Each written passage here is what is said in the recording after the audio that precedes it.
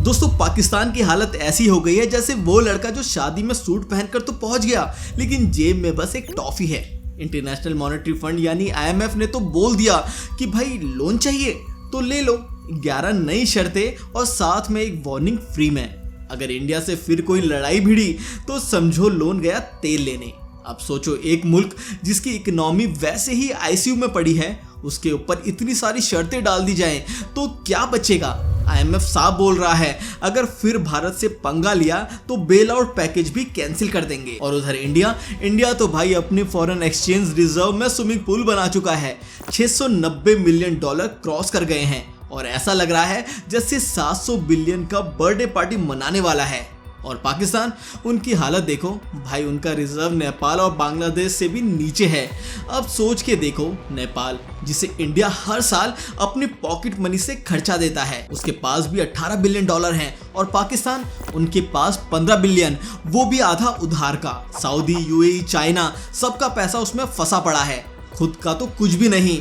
अब भाई पाकिस्तान के लिए मुश्किल ये है कि अगला फाइनेंशियल ईयर उनके लिए फुल ऑन कयामत वाला होगा। $1 अरब का पेमेंट करना है और अभी से उनकी सांसें फूल रही है। आईएमएफ ने जो रिपोर्ट दी है उसमें बोला गया है कि अगर इस बार लोन का हिस्सा पूरा नहीं बैठा तो पाकिस्तान डिफॉल्ट कर जाएगा। मतलब ये खुद दुनिया के सामने खड़े होकर बोल देंगे भाई हमसे नहीं होगा, लोन वापस नहीं कर सकते।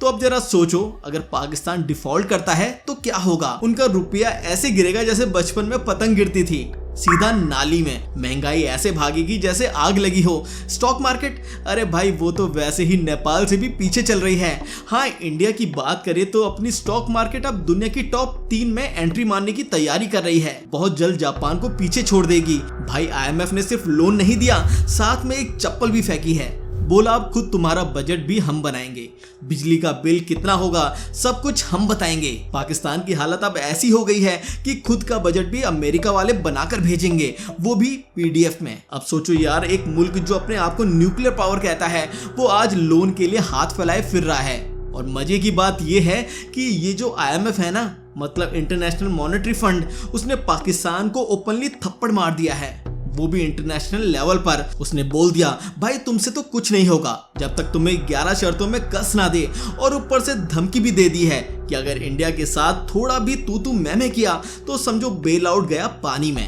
अब बंदा खुद सोच सकता है कि अगर पाकिस्तान फिर किसी तरीके से इंडिया से उलझ गया जैसे पहले भी कर चुका है तो आईएमएफ बोलेगा भाई ये लोन कैंसिल समझो, और वहां की सरकार बोलेगी अब क्या करें, अब तो हाथ जोड़ो या चाइना के गले लगो।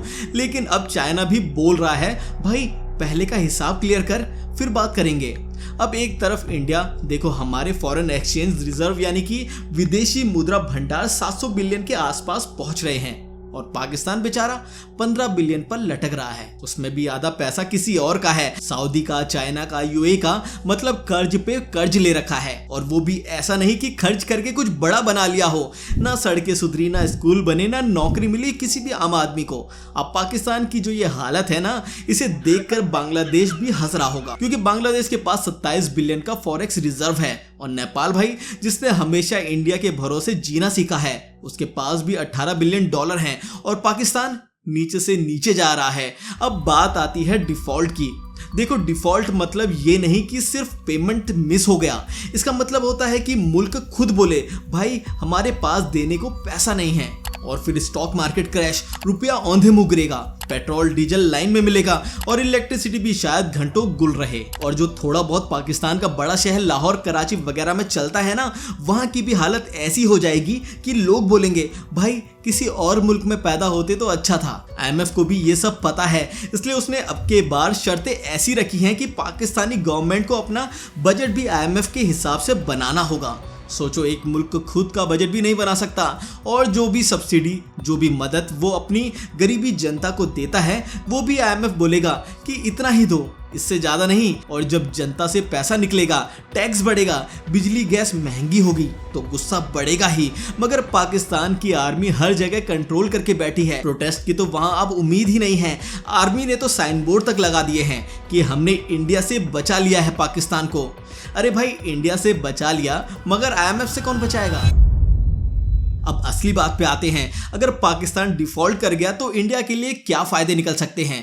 पहला, पाकिस्तान की मिलिट्री का दम निकलेगा। सबसे पहले तो पाकिस्तानी फौज जो हर चीज की मम्मी पापा बनी हुई है वो भी हिल जाएगी। फंडिंग नहीं होगी, हथियार नहीं आएंगे, ट्रेनिंग नहीं होगी, मतलब एलओसी पर शांति ऑटोमेटिकली आ जाएगी। अब गोली चलाने के लिए पैसे ही नहीं होंगे भाई। दूसरा, आतंक का इन्वेस्टमेंट ठप।